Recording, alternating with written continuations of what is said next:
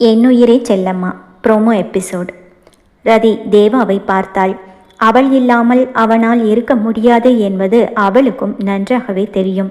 இருவரும் ஒருவரை ஒருவர் பார்த்து கொள்ள தேவாவிடம் வந்த சந்திரமதி, ஜஸ்ட் 5 days, சீக்கிரமாக போயிடும் தேவா, நீங்கள் இதுக்கு ஒத்துக்கிட்டு தான் ஆகணும். பகலில் மேரேஜ் ப்ரிப்ரேஷன் பர்ச்சேஸ்னு எப்படியும் ரதி உங்கள் கூட தான் இருக்க போகிறா. நைட் மட்டும்தான் நீங்கள் 2 பேரும் பிரிஞ்சிருக்க போகிறீங்க என்று சந்திரமதி சொல்ல, இத்தனை நாட்களாக அவளை அணைத்தே தூங்கி பழகிவிட்டான். அவள் இல்லாமல் தூக்கம் எப்படி வரும்? யோசித்து பார்த்தவனுக்கு மனம் லேசாக வலிக்கத்தான் செய்தது. அவளை விட்டு செல்வது என்று மனதளவில் தயாராக இருந்தாலாவது இந்த சூழ்நிலையை இலகுவாக கடந்திருப்பான். ஆனால் இது அவன் எதிர்பார்க்காத நிகழ்வு. அவனோ ஏக்கமாய் ரதியை பார்க்க, அவளும் அவனை பார்த்து கொண்டே நின்றிருந்தாள். அதற்கு மேல் அமைதியாக நிற்க முடியவில்லை. தன் 2 கைகளையும் விரித்து அவளை பார்த்து அவன் கைகளை நீட்ட, அவன் பார்வையின் அர்த்தம் புரிந்தவளாய் அவள் நெஞ்சிலும் உணர முடியாத ஏதோ ஒரு உணர்வு.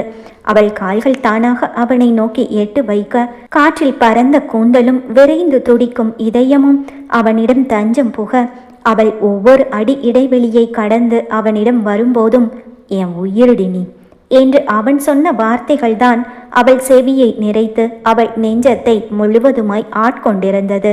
அவள் வைத்த ஏட்டு வேக நடையானது. வேக நடை ஓட்டமானது. காத்து நின்றவனின் கைகளுக்குள் ஓடி வந்து தஞ்சம் புகுந்தாள். அவள் அவன் நெஞ்சில் சாய்ந்த கணம் அவள் உயிர் அவன் இதயத்தில் இளைப்பாறியது. அவள் கண்ணீர் அவன் சட்டையை நனைக்க, அவன் கண்களும் கலங்கித்தான் போனது. தன் வலிய கரங்களினால் அவள் நொறுங்கிவிடும் அளவுக்கு அவளை அணைத்து கொண்டான். மெதுவாய் குனிந்து அவள் செவிகளின் ஓரமாய் தன் இதழ் சாய்த்து, என் உயிரிடி நீ என்றான். அதை கேட்டதும் அவள் கரங்கள் தானாய் அவனை இன்னும் அழுத்தமாக அணைத்து கொண்டது. தங்களை சுற்றி ஆட்கள் இருக்கிறார்கள் என்பது இருவருக்குமே மறந்து போனது. சில நிமிட அணைப்பு.